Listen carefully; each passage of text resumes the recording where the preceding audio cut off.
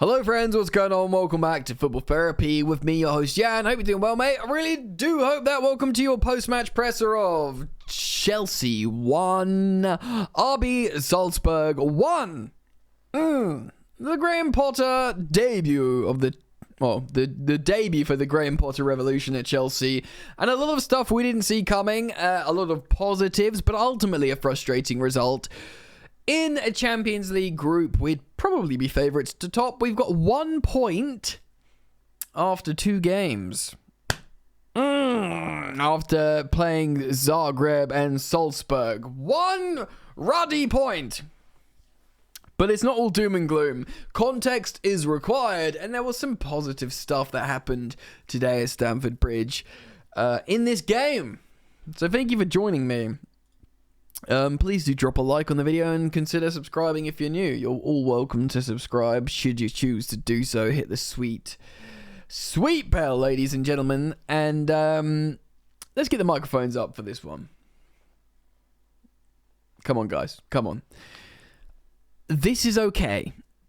Performance is the main thing for this game. How players look. They're trying to impress the manager. And it's going to be okay. Put the microphones down. Right, so we played a 4-2-3-1. Now, this was interesting, of course, because many of you saw... let me just make that work out. Make me a little bit smaller. Yeah, so many of you saw the images from the office, from the Chelsea office, and there were 3-4-3 all over the board, looking like Chelsea were going to deploy a 3-back system, but we didn't. We played a back 4. We played a 4-2-3-1 formation in this game.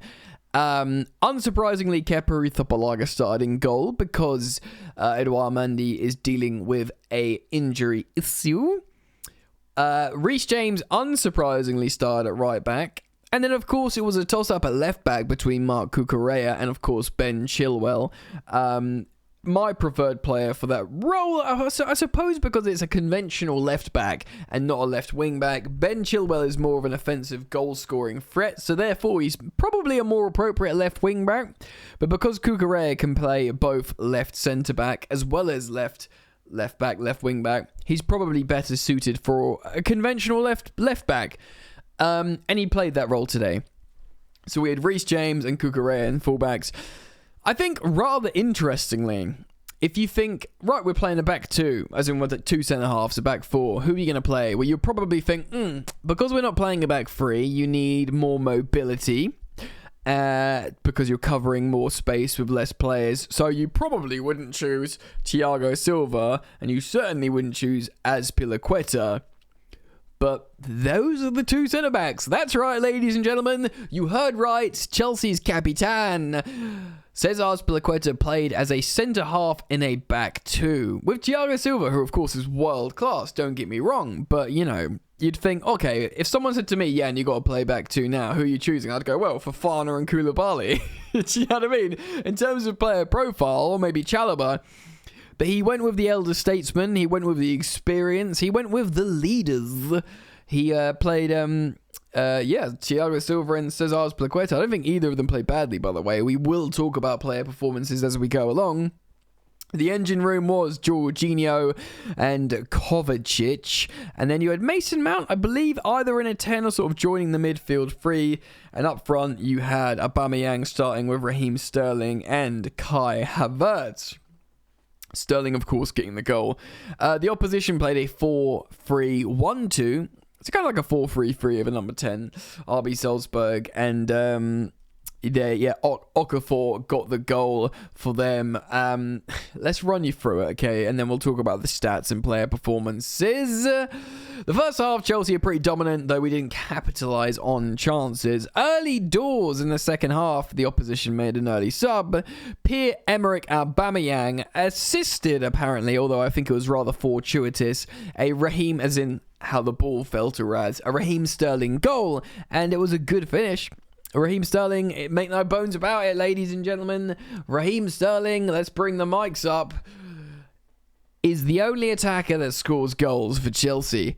Hi guys, Oh, you got your nails done, mate? Sweet. Lovely hands down there. Yes, Raheem Sterling scores again. It was a good finish, and he looks like the one in form for Chelsea in terms of being up front, doing the business.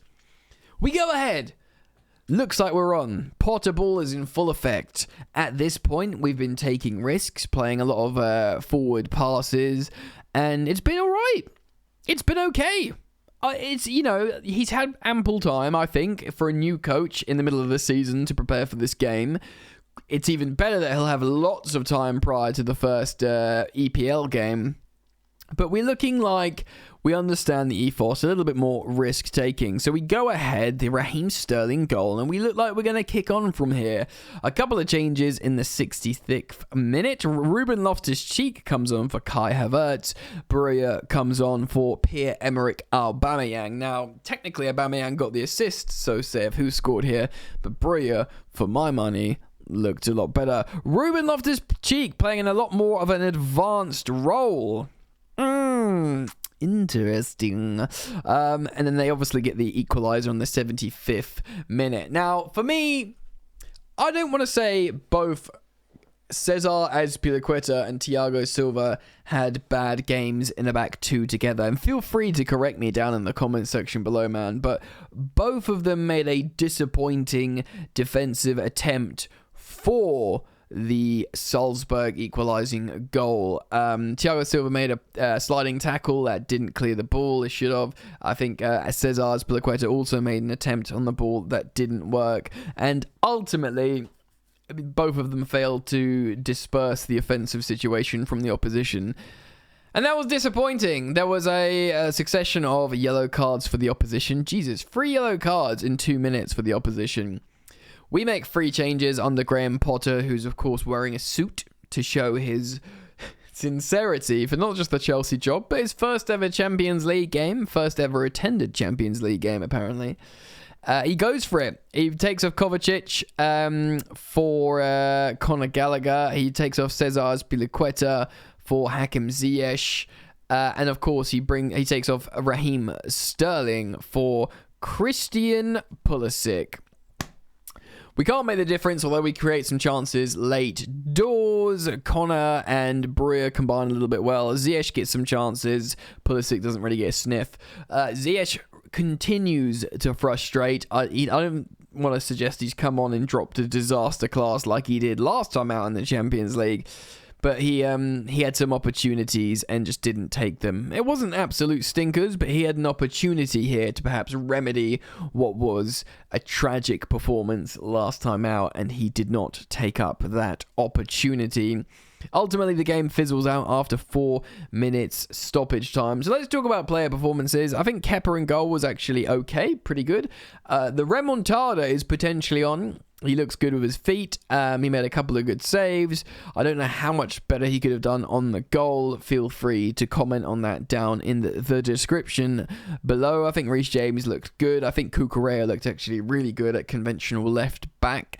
Obviously understanding the instructions from his previous coach, Graham Potter. I suppose that's to be expected.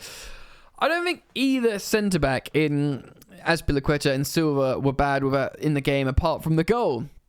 But ultimately, that's what you have to judge them on, defending a goal. So that's really frustrating there. Thiago Silva is very good. Azpilicueta, generally, I don't see him as a player that I want to start in a back 4 formation. Like, I just don't feel like that suits. But still, I'm digging them out, particularly for their general play. I think they were quite intelligent. One player I do want to talk about is Jorginho. Up, down, up, down, left, right, A, B, C, start, or whatever the old Sega Mega Drive cheat code was. A throwback to those of you who are over 30 years old.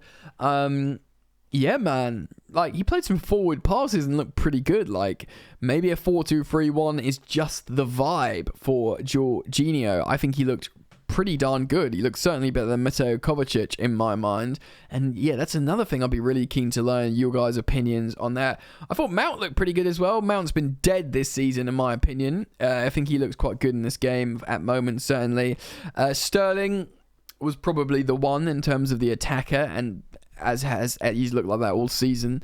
I actually almost starting to feel a little bit bad for Raheem Sterling, because he's the one who's scoring the goals, and Chelsea, everyone else is letting him down, really.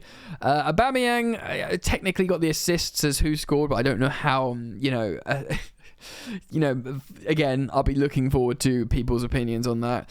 I actually think Breuer looked really, really good when he came on, as he has done all season when he's had these cameo appearances. He's looked high octane. He's looked threatening. He's looked really, really good. So I think Breuer was very, very good. I don't think Pulisic had a chance to really do much.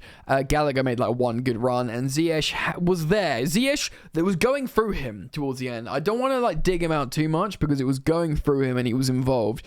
He just had the opportunity to redeem himself and he didn't take it. Chelsea should have won this game. Chelsea had 15 shots to their 4. 15 to 4.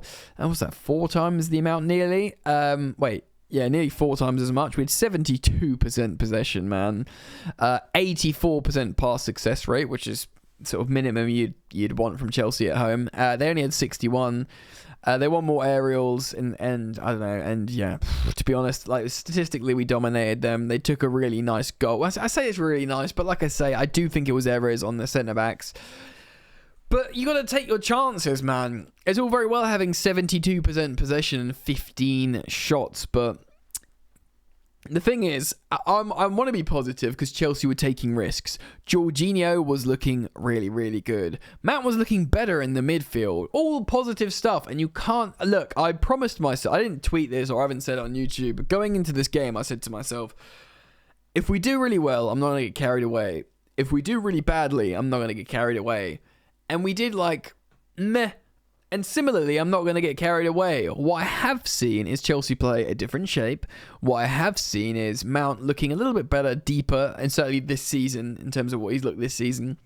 What I've seen is Jorginho similarly, which is funny because there's this online war between like Mount fans and Jorginho fans, like Cobham sexuals and Sarri sexuals, and both of them have been crap this season, but both of them were a lot better in this game. In fact, Who Scored's given them both like a relatively high rating, which is I guess testament to them both playing better, I suppose.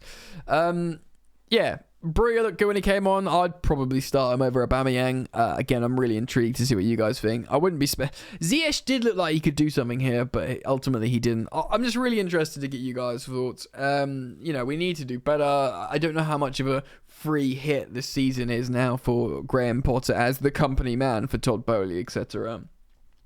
But we will keep a close eye on it. So let me know what you guys think. Comment down below. I'll be looking forward to hearing your thoughts, feelings, and opinions. And keep it locked to Football Therapy. Peace.